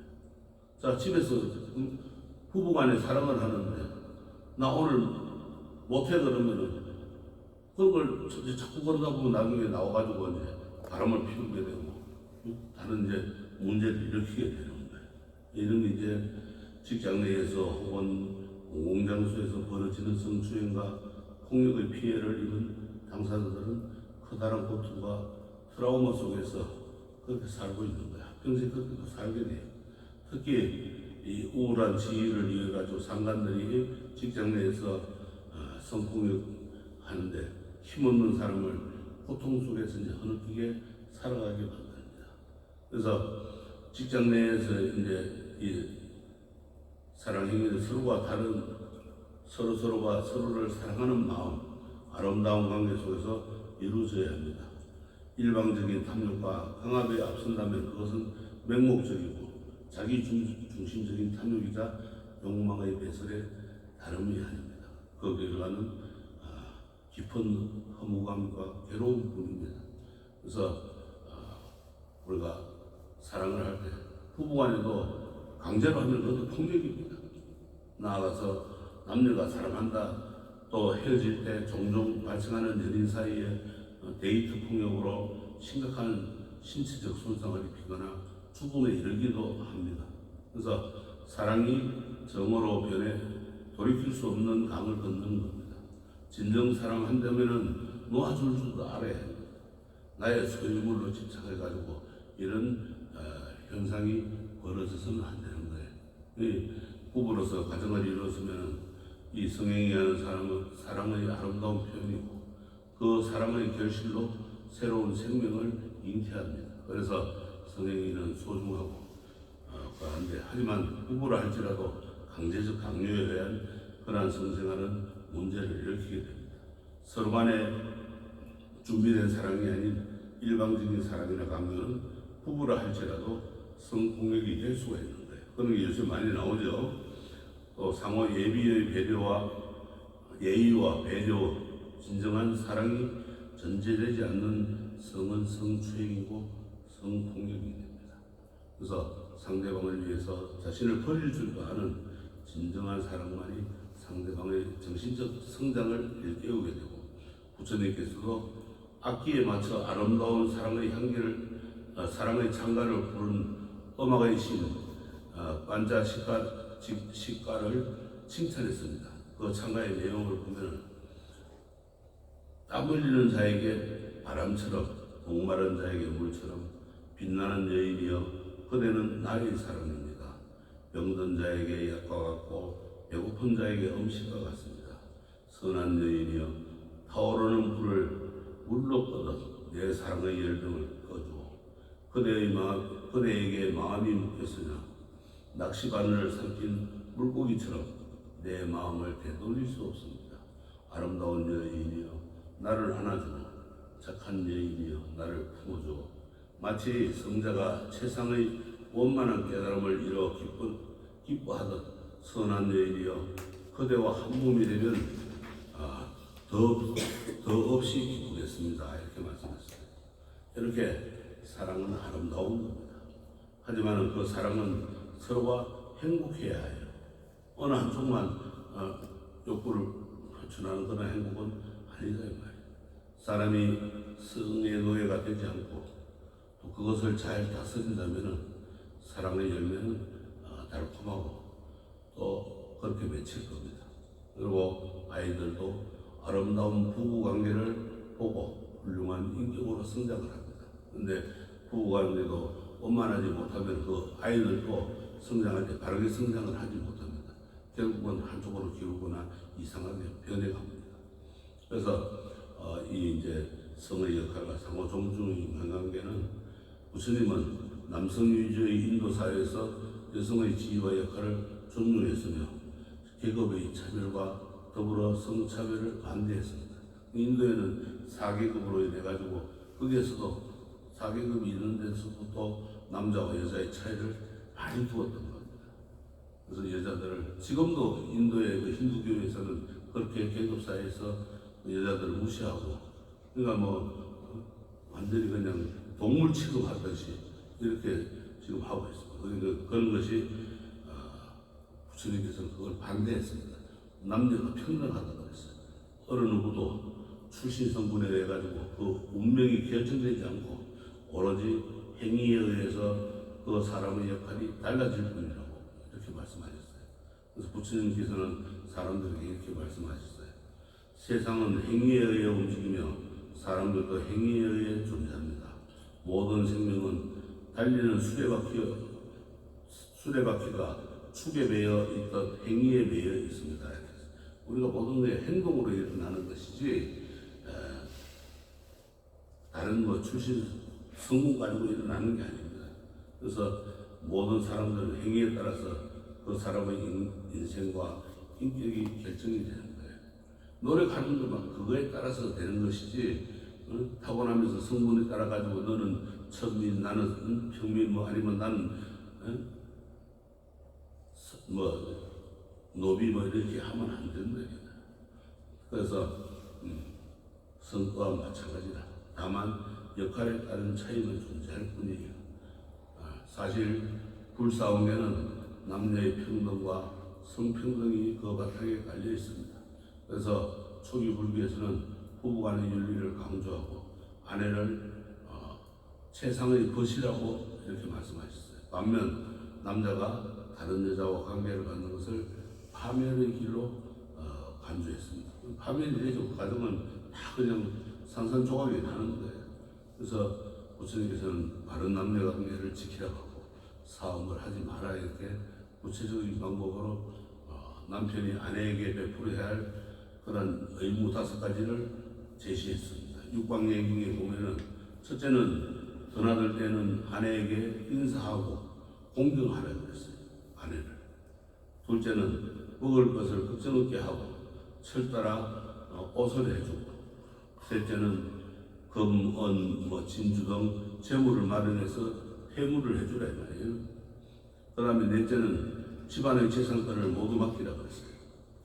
그런데 요새 어떻게 재산권 안 맡기죠, 좀. 맡겨야 돼. 큰일 났네. 짊어지고 도망갈까봐 큰일 나요. 옷 해줘야 되지, 옷을 해줘야 되지. 나는 뭡니까? 나왔다 들어갔다 인사하고. 다섯째는 밖에 다른 여자들을 두거나 안 살림을 차지한 두 집 살림하지 말라는 거야. 근데 두 집 하는 사람들 많죠. 그러니까 요새는 또 요새 이제 한명 보면 남자들이 불쌍해. 돈 벌어는 기계밖에 안 돼. 머슴이라. 그러니까 그렇게 부처님께서는 성윤리가 바로 서야 나라가 번영한다고 말씀했어요. 특히 사람들이 힘으로 남의 아내나 처녀를 범하지 않는다면 그러한 나라는 망하지 않는다고 이렇게 말씀했어요. 왜? 윤리 도덕이 바로 서 있으니까 사회가 편안하고 가정은 행복하다 이 말이에요. 그래서 어떤 특정한 상의 의미 있는 것은 그만큼 그 사람의 자유를 구축하는 것이고 자신을 고집하지 않고 서로 어우러진 관계 속에서 주인 역할도 하고 때로는 심부름꾼 역할도 하는 것입니다. 역할에 따른 차이만 있을 뿐입니다. 그 이상도 그 이하도 아닌 거예요. 육방얘기에 보면은 이제 여자가 남자에게 또 해주는 것도 있어요. 5가지. 그런데 다음 시간에 내가 이야기해 줄게요. 이건 이제 벽에 딱 붙여놔야 돼. 검은 보석을 해달라. 그거 육방 아니 근데 이제 육방얘기 해가지고 5가지만 갖다 붙여놓으면 안 되고 밑에 이제 또 여자가 남자에게 하는 거 5가지 같이 붙여놔야 돼. 선생님 그런 얘기 안 해도 안 하셔도 같이 그래야만이 신랑들이 이해를 하지. 안 그러고 일방적으로 갖다 놓으면 쓸데없는 거 한다고 혼나는 거예요. 에이, 저때 가지 말라고 이러는 거예요. 남편을 공경하고 감수도 다 있는 거예요. 음. 그래야지. 그러니까 써붙이는 때도 남편을 공경하는 것부터 먼저 써붙이놓고 그 다음에 여자를 공경하는 걸 써붙여놔야 돼. 그 여자 공경하는 것도 먼저 붙여놓으면 그것도 안 되는 거야. 그러니까 참 세상이 이렇게 어렵습니다. 대신에 그러다 먹여서 살려야 되는 의무가 있네. 그렇죠. 우리 시간 바로 고민이 들어가는 선생님 고민하지 마세요. 지금까지 해오신 대로 사시면 되는 거예요. 맞습니다. 평상심이 돌아 그랬어요. 열심히 그냥 사시면 되는 거예요. 요 중에 보니까 뭐 별거 없는데요. 폐물 먹고 뭐 해주고 나왔다 들어갔다 나가 이갔다 올게 뭐. 들어왔어요. 자기가 알아서 다 했고. 나갔다 다 올게요. 했잖아요. 돈만 주면 다 해결해야 되잖아요. 그러니까 이제 돈 벌려고 하면 힘든 거예요. 나가서 사람들 대해야 되고 또 상사들 눈치도 봐야 되고 동료들 눈치도 봐야 되고 그냥 힘든 거예요. 그게. 또 이제 네 번째는 술 및 중독의 제거와 맑은 정신. 술에 취하지 말아야 하는 이유. 술에 취하면 어떻게 돼요? 정신없죠? 그냥 여덟 팔자 걷고 그냥 노래가 절로 나오고 내 집인지 네 집인지 모르고 전주 밑에 가서 자고 있는데 전주에다가 옷 걸어놓고 신발 탁 벗어놓고 그러고 옆에 자잖아요. 정신이 혼미하거나 흥분된 상태에서 몰상식간의 행위를 하고 많은 사람들의 눈살을 찌푸리게 하고 악행을 저지른다면 그것은 주변 사람들을 고통 속으로 빠뜨립니다. 그러니까 옛날에 그런 보살이 한분 계셨어요. 이 처사님이 얼마나 술을 좋아하셨는지 맨날 술 먹고 오니까 들어오면 이제 포함을 치고 막 이래 하고 10년 이제 전주에 진짜 옷을 걸어놓고 거기서 주무시고 하니까는 딱 5시간만 되면 내 몸 밖에 나가서 기다리고 있는 거예요. 오면은 얼른 나가셔가지고 지금으로 걸고 들어가는 거예요. 근데 그것만 매일 그렇게 하다 보니까 이 스트레스가 쌓이는 거예요, 보살님. 그러니까 예민해져 버리는 거야. 예민해지니까 자기 몸이 망가지는 거예요. 그러니까 이 신랑 때문에 자기 몸이 망가지는 것도 모르고 이제 그렇게 하는 거예요. 근데 어느 날 갑자기 이제 저리 와가지고 기도를 하면서 자기가 바뀌고 나니까 신랑도 바뀌더래요. 나중에는 처사님 집에서 108배도 하고 그 다음에 절에도 와가지고 이제 3배도 하고 이렇게 바뀌더라고요. 실제로 그들이 있어요, 서울에서. 그래서 그것처럼 내가 바뀌어야 되고, 내가 바뀌려면 그만큼 노력을 해야 돼요. 안 그러면은 안 되는 거예요. 그래놓고 예를 들어서 뭐 술 마시고 온다고 잔소리하고 바람 피운다고 잔소리해봐야 더 나가서 더 해버리지. 그러면 안 되는 거예요. 왜 바람을 피우냐, 왜 술을 마시냐, 왜 살생을 하느냐, 그 이유를 봐야 돼요. 원인을 찾으면 답은 나오게 돼 있어요. 그래서 제정신을 차리지 못하고 정신줄을 놓아버리는 흥분할 경우 분위기를 험하게 만들고 큰 실수를 범하거나 돌이킬 수 없는 상처를 입히기 때문입니다. 우리 옛날 학교 다닐 때 고등학교 2학년 때 그날 이제 나가가지고 실수하고 오는데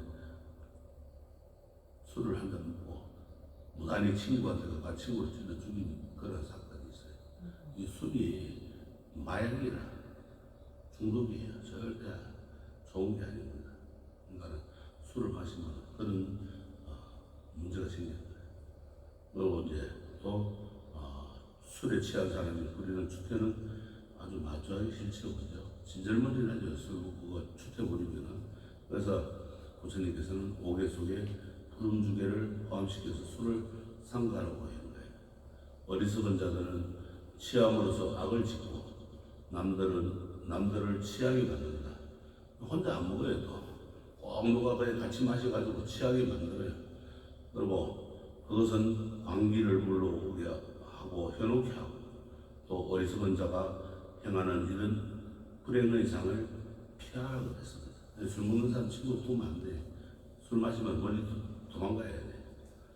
옛날 자장님사가 어떤 말씀을 하셨냐면은 술집이 어디 있냐고 물었을 때 술집이 있는 곳을 가르치만 줘도 500생 동안 손이 없는 과거를 받는다고 그랬어요. 태어날 때마다 손이 없어. 그거는 이제 술집을 저생에 술집 가르치는 죄라. 그러니까 그만큼 무서운 거예요. 여자에게 미치고 술에 취하여 도박에 빠져버리는 즉시 낭비하는 사람이 있다면 이야말로 파멸의 문이다. 파멸하는 거죠, 그죠? 결국은 망하고 또 심하면은 어떻게 돼요? 맨날 술 먹고 와 주정하고 막 어떻게 돼요? 그냥 상대방이 도끼를 품고 그냥 술 취해 있을 때 또 죽이는 현상도 나온다 이거예요. 파멸이라 끝나는 거예요. 그래서 술에 중독되면은 이 파멸의 길을 면하기가 어렵습니다. 술 중독자. 그러니까 술을 마시되 절제하면 좋은데 그것이 쉽지 않죠. 이게 문제라. 사실 술 마시는 것 자체가 문제는 아니에요. 술은 잘 먹으면은 몸에 보약이다. 그러나 약이 되는데 술을 절제하지 못하고 마시면은 독약이 되는 거예요. 보약이 되는 게 아니고 독약이 된다. 그래서 술 취한 상태에서 벌이는 온갖 악행이 사람들을 고통 속으로 빠뜨리게 됩니다. 술이 많이 취하면은 누가 말려도 제어하기 힘들거든요. 그죠? 또 왜 그런가 힘이 세죠? 그러니까는 아무도 못 말리는 거예요. 오개 가운데 살생이나 도둑질이나 순결하지 못한 그런 성행위, 거짓말 등은 그 자체가 악행이자 제업이 된 거예요. 그래서 이들을 실제 또는 성제라고 부릅니다. 그래서 엄주는 그 자체가 죄는 아니지만 여러 가지 죄의 원인을 제공을 합니다. 다시 말해서 우리가 이제 술에 취해 강분하고 살생도 할 수 있고 두려움이 없어져서 도둑질을 하고 또 판단이 흐려져서 황홀해져서 자신도 모르게 이제 사함을 저지르고 이성을 잃고 또 상스러운 말과 폭행을 저지르면서 거짓말도 서슴지 않게 됩니다. 그래서 여기서 우리가 이제 실제라고 하는 것은 계율, 엄주에 대해서 엄주는 죄의 원인인 거예요. 술을 마시는 것이 실제라. 실제로 일어나는 죄가 이제 술을 마시면서 일어나는 거예요. 그러니까 실제라는 것은 술을 마시지 않는 게 맞는 것이고, 그 다음에 성제라고 하는 것은 선한 본성을 범하는 경우 바로 성립하는 거예요. 본성을 잃어버리고 일어나는 걸 성재라고 그래. 성품, 자기의 본 성품을 잃어버리는 거. 그래서 음주는 그 자체가 죄는 아니라, 그러나 여러 가지 죄의 원인을 제공하는 것이 바로 음주입니다. 술을 많이 마심으로 인해서 여러 가지 죄를 저지르게 하는 거예요. 그걸 제공하는 거예요. 다시 말해서 술에 취해가지고 강분하에 살생할 수도 있어요. 그 다음에 두려움이 없어져 이성을 잃었으니까 두려움인 거고 모르는 거예요. 그래서 도둑질도 하게 되고 또 판단이 흐려져가지고 황홀해서 자신도 모르게 또 사음도 하게 되고 또 이성을 잃고 성스러운 상스러운 말과 또 욕설도 하고 폭행도 저지르고 거짓말도 서슴지 않게 된 거예요. 어디서 뭐든 가면 뭐 말도 안 하고 딴 말하고 그냥 고소방가하고 욕을 하고 이런단 말이에요. 그래서 다른 죄의 저지르는 것을 미연에 방지할 수 있다는 의미에서 술에 취하지 않는 것을 차제라고 합니다. 그래서 우리가 술에 취하는 것을 막는 것, 그거를 차제라고 합니다. 그래서 음주를 5개에 포함하는 이유는 술에 흠뻑 취하면은 다른 죄를 짓게 될 가능성이 매우 높기 때문입니다. 우리가 술을 먹으면은 그냥 한두 잔 가볍게 먹는 게 아니죠. 술이 술 부른다 해가지고 그냥 고주망태가 돼도 먹는 사람들 있죠. 그건 잘못됐는데 그냥 가볍게 먹고 들어가야지. 얼굴 벌게 술을 먹고 집에 가서도 그러면 집안이 행복하겠어요? 행복 안 하는 거예요. 파멸하는 거예요. 가정은. 그래서 절제할 줄 알아야 돼요. 술을 마시더라도 적당히 마셔야지. 그렇지 못하면 안 되는 건데 적당히라는 게 술 많이 마시는 사람들은 뭐 적당히라는 게 없어. 먹다 보면 그냥 한 잔, 두 잔, 뭐 그러다가 한 병, 두 병 막 넘어가는 거예요. 그리고 이제 이렇게 파멸을 부르는 겁니다. 그래서 악행을 싫어하고 멀리하고 술을 절제하면 가르침에 게으르지 않는 것은 이것이야말로 어떤가는 행복이다. 그렇죠?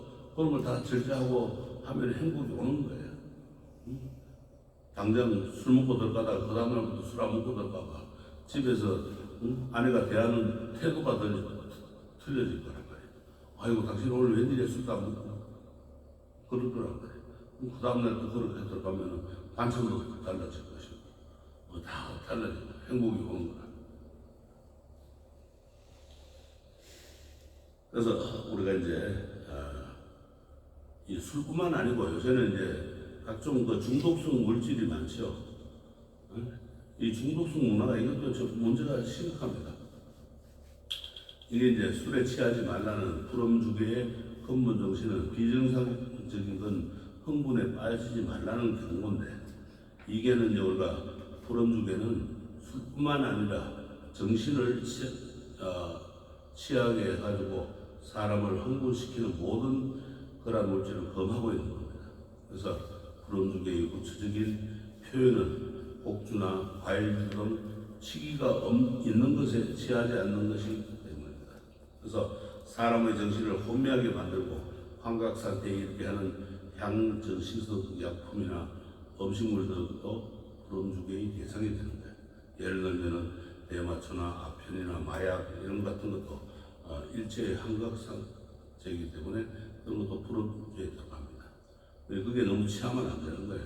몽롱해지는 거예요. 그래서 중독되고 역시 취하는 것과 마찬가지로 사람들의 감각을 마비시키는 역할을 합니다. 사실 이런 향정신성 약품은 술보다 더 위험합니다. 술 먹는 게 차라리 나아요. 마약하고 이런 거 하는 것보다. 마약에 취하면요 꼭 차로 운전하면 술 취한 것보다 더 심해버려요. 그래서 대형 사고를 일으키는 거예요. 또 마약 해가지고 가면 눈이 그냥 돌아가면서 옷 다 벗고 나와 거리를 하려고 하게 되고 그러면서 남을 해치게 되고 참 위험한 겁니다. 그러니까 아예 먹지도 말아야 돼요. 그런 걸 흡입을 하지 말아야 돼요. 오늘날 세계 최고의 범죄 요인은 마약 등의 약물 복용입니다. 그걸로 인해서 일어나는 범죄가 많습니다. 그래서 이 앞으로는 향정신성 약물로 인한 범죄와 부작용은 더욱더 이제 기승을 부리게 됩니다. 그래서 불음주 정신의 철저한 이행은 이런 중독성 물질을 삼가하는 것입니다. 그래서 그 중독성을 불러오는 컴퓨터 게임이나 오락물 등의 중독성 문화는 어떤가? 그것들에 중독되지 않는다면 어느 정도 허용되지만 중독을 불러온다면 문제가 되죠. 생활의 리듬이 깨지게 되죠. 너무 컴퓨터 오래 한다든가 아니면은 오락을 오래 하고 이러면 그것도 문제가 되는 거예요. 그래서 중독이 되면은 사람들의 정신이 혼란에 빠집니다. 그래서 중독을 불러오는 문화도 역시 이 불엄주기에 해당하는 거예요. 정신 문제이기 때문에 불엄주기에 되는 거예요. 그래서 중독은 일종의 마약과 같습니다. 제일 무서운 거예요. 중독이라는 건 병은 사람을 물귀신처럼 붙들고 늘어집니다. 그래서 그것을 하지 않으면 도저히 불안해서 견딜 수가 없습니다. 그래서 술 중독자는 술을 마시지 않으면 마음이 편치 않고 깝깝하고 또 뭐가요? 검주 현상이 오면은 술이 알코올 떨어지면 어떻게 돼요? 손을 떨게 되고 이상한 행동을 하죠. 또 술먹이 나는 것도 괜찮아. 이런 문제 보는 거예요. 그래서 술 중독자는 술을 마시지 않으면 마음이 편치 않고 담배를 즐겨 피는 사람은 한시라도 담배를 피우지 않으면 답답해서 못 견디는 겁니다. 중독은 강한 독성을 품고 있어요. 그래서 독성을 지니고 있기에 그것에 빠지면은 마음과 몸이 병들어서 심한 경우 죽기까지도 합니다. 부처님께서는 술이 불러오는 6가지 상실의 고통을 이야기하셨는데 이것은 술뿐만 아니라 술을 마시고 취하거나 또 무언가에 중독되었을 때 일어날 수 있는 6가지 허물이라고 했어요. 술과 중독성 물질이 품고 있는 6가지 상실의 고통을 알아야 한다고 했습니다. 그것은 첫째는 재산을 탕진하는 것이고 둘째는 병을 얻는 것이고 셋째는 싸움과 투쟁에 휘말리게 되고 넷째는 안 좋은 소문이 널리 퍼지는 거고 다섯째는 분노가 폭발해가지고 날로 지혜를 잃는 겁니다. 정신을 잃지 않아요. 그죠? 망가지는 거예요. 그래서 이 경전에서 보여주는 술과 중독성, 물질의 피해를 다시 이제 우리가 정리를 하면은 첫째는 잦은 과음으로 재산을 허비하는 것은 흔한 일이며 잘못된 경우 회가 망신한다. 옛날부터 말이 있죠. 그래서 주색 잡기를 하면은 회가 망신하는 거예요. 여자에 빠지고 노름에 빠지고 술에 빠지면은 망하는 거예요. 그렇지만 둘째는 술에는 장사가 없다 그랬어요. 술을 많이 마시면 병이 생기고 건강을 해칩니다. 술에 장사가 없기 때문에 술 많이 마시면 안 돼요. 반주로 약주로 먹는 거 하고 과음하는 거하고 틀립니다. 셋째는 다른 사람과 다투기 쉽다 그랬어요. 마음이 들면은 마음이 들떠가지고 조그만 일에도 흥분하기 때문에 범죄도 이런 상태에서 일어나는 거예요. 이 흥분이 되면은 사람이 자기 정신을 주체를 못하는 거예요. 그러다 보면은 범죄도 일어나게 되고 남하고 시기도 붙게 되고 싸움도 일어나고 이런 되는 거예요. 넷째는 나쁜 소문이 퍼져가지고 다른 사람들이 가까이 하지 않습니다. 무엇이든 중독이 되면은 이성을 잃기 때문에 좋지 않는 소문이 퍼지기 마련입니다. 아이고 그 사람 어제 술 먹고 뭐가 어야 됐대, 뭐 마약이 중독돼가지고 어떻게 했대. 나쁜 소문이 자꾸 퍼지는 거예요. 그러면 그 다음에 가면은 한 단계 더 이제 건너가면 한 사람 더 건너가면 아이고 그 사람 남을 찔렀대. 그 다음에 가면 남을 죽였대. 그런 소리까지 나오고요. 나쁜 소문이 퍼집니다. 다섯째는 분노가 폭발하기 쉽습니다. 술 마시고 나서 흥분하면 누가 옆에 가서 턱 부딪히기만 해도 시비 걸고 싸움을 하는 거예요. 흥분을 하게 돼요. 그 다음에 여섯째는 지혜가 날로 없어집니다. 술이나 한각제나 중독성이 치미는 이성을 마비시켜가지고 중독자는 사물에 대한 판단이 흐려집니다. 그러니까 술을 안 마셔도 그만 판단이 흐려져요. 정신이 혼미해지는 거예요. 그래서 지혜의 종자를 얻는 원인이 바로 이제 술을 마시는 거예요. 그러니까 불사생을 하면은 살생을 많이 하면 자비의 종자를 먹고, 또 도둑질을 많이 하면 보신의 종자를 먹고, 그렇게 지혜의 종자를 먹게 되는 거예요. 그래서 맑은 정신의 중요성과 중독을 우리가 다스리 줄 알아야 돼요. 그래서 일상에서 우리가 일상생활을 할 때 맑은 정신으로 깨어있거나 또 평정심을 간직하면 그 맑고 청정한 상태에서 세상과 사태를 마주하기 때문에 실상을 바라보는 지혜가 수산하게 되는 거예요. 그러니까 맑은 정신으로 보면 모든 것이 지혜가 샘솟는데 맑은 정신이 아니면 지혜가 바른 지혜가 나올 수가 없는 거예요. 그래서 새벽에 깨어나서 신선한 공기를 마시면서 숲속을 걸어보고 또 맑은 차를 마시며 정신을 깨우고 또 이리저리 날뛰는 마음을 가라앉히고 조용히 명상에 잠기고 고요한 마음속에서 맑은 바람이 불어와서 마음이 평안해지고 그 상태에서 일을 하게 되면 뒤엉켰던 실타래도 풀리고 창조적인 생각도 나옵니다. 그만큼 우리가 새벽에 이제 스님들도 새벽 도량을 돌고 또 새벽 예보를 올리고 다 앉아 명상을 참선을 하면은 그때만큼 좋은 때가 없어요. 또 맑은 공기를 마시게 되고 그 다음에 이제 또 공양을 하거나 아니면 아침에 맑은 차를 마시고 이렇게 하면은 정신이 맑게 될 수밖에 없어요. 그러니까는 스님들 간에 그런 말이 있어요. 차를 즐겨 마시는 스님들은 선하다고 그랬어요. 악한 사람이 없다고 그랬어요. 차를 즐겨 마시고 정신을 바르게 깨워야 돼요. 그리고 이제 명상에 잠겨버려야 돼요. 그러면 자기 자신을 바라볼 수 있는 그런 지혜가 생깁니다. 사회생활을 하다 보면은 원활한 대인관계를 위해서 술을 마실 수도 있습니다. 때때로 술은 분위기를 부드럽게 하는 윤활제 역할을 하곤 합니다. 그래서 흔히들 사회생활을 하는 사람들 보면 어려운 일이 있을 때 술을 마시죠.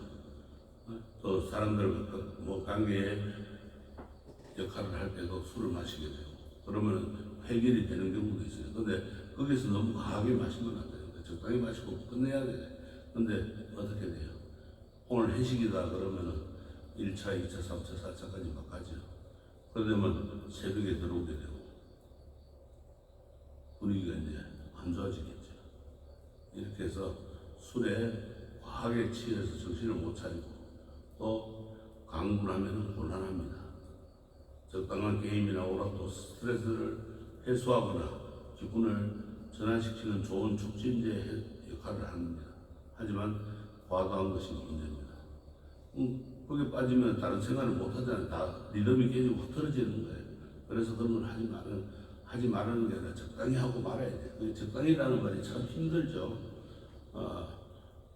그래서 조금씩 벌어지는 달콤한 꿀에 젖어가지고 거기에 중독되면은 파멸의 구렁텅이에서 헤어나기 어렵습니다. 지난 시간에 한수정덕을 이야기했죠. 그런 것처럼 인내심이나 집중력이나 자기 제어 능력과 판단력이 사라지고 서서히 파멸과 죽음의 늪으로 빠져들게 됩니다. 그래서 중독을 다스리는 것은 쉽지 않지만 마음가짐에 달려있는 거예요. 마음만 확실하게 잡으면은 다 제어할 수 있습니다. 게임하고 그리고 또 그 게임하고 싶은 생각이 가슴속 깊은 곳에서 몰려오면은 그 마음을 쉬어줘야 합니다. 계속 그 생각 속에 머물러 있으면 급한 마음에 그것을 안 하고는 못 견디고 병이 생기는 거예요. 강박관념이 내 마음을 지배하기 때문에 고요히 앉아서 마음을 쉬어주면 달아오는 마음이 끊겨서 강박관념이 사라지기 마련입니다.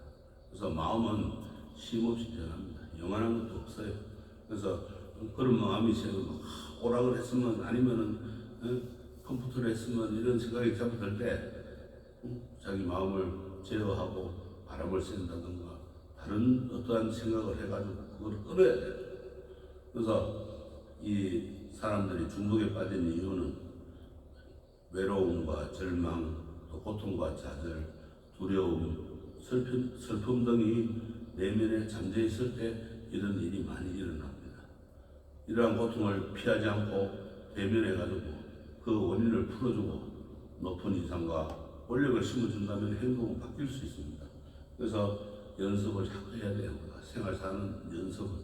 그러니까 스님들도 보면 수행하다 보면 외로움이라든가 또 이런 절망이라든가 두려움이라든가 슬픔이라든가 이런 게 따릅니다. 그러나 그거를 절제하고 그걸 벗어나고 수행을 해야 되는 거예요. 그게 만약에 수행을 못하면은 수행자로서 삶이 거기서 거치는 거예요. 세속으로 나가게 된다. 그래서 이런 고통을 피하지 않고 대면해가지고 왜 그런 일이 생기는가? 왜 슬픔이 생기고 왜 외로움이 생기고 절망이 생기고 막 고통이 있고 좌절이 있고 이런 게 있는가? 원인을 찾아가지고 그걸 풀어주고 해결하고 높은 이상과 원력을 심어준다면 행동이 바뀌는 거예요. 나는 언젠가 수행을 해서 깨달음을 얻을 수 있다. 이런 마음을 갖고 하면은 거기에 대한 목적을 또 달성하기 위해서 열심히 수행 정진한다. 그렇지 않고 나는 오늘 장사를 잘할 것이다. 아니면 직장에 가서 나는 오늘 뭘 할 것이다. 이런 자기 목표의식이 뚜렷하면은 행동은 바뀔 수가 있는 거예요. 그리고 중독에서 벗어나려면은 마음을 쉬어주면서 아픔을 치유하고 원력을 세워서 행동을 바꾸어 가야 됩니다. 그래서 요새 이제 템플 스테이라든가 이런 걸 해가지고 쉬어주는 그런 프로그램들이 많죠. 근데 이런 데서 벗어나고 자기 마음을 아픔을 치유하는 겁니다. 그래서 그러고 나면 다시 원력을 세워야 돼요. 그리고 행동을 바꿔야 돼요. 안 바꾸고 그냥 습관 그대로 나가면은 다시 또 오는 겁니다. 그래서 행동이 바뀌면은 습관이 바뀌고 습관이 바뀌면은 인격이 바뀌는 거예요. 사람이 달라지는 거예요. 그때부터는. 저 사람 예전에는 안 그랬는데 많이 바뀌었다. 좋은 사람이 되었다. 이런 소리가 들리는 거예요. 그러기 위해서는 이제 열심히들 노력해야 됩니다. 아시겠죠? 네, 감사합니다. 예, 송구라입시오. 습관이 바뀌면 인격이 바뀌고 인격이 바뀌면 인생이 바뀌고. 예, 맞습니다. 아이고 오늘 술도 적당히 먹으면 괜찮다 하잖아 이거. 안 참으면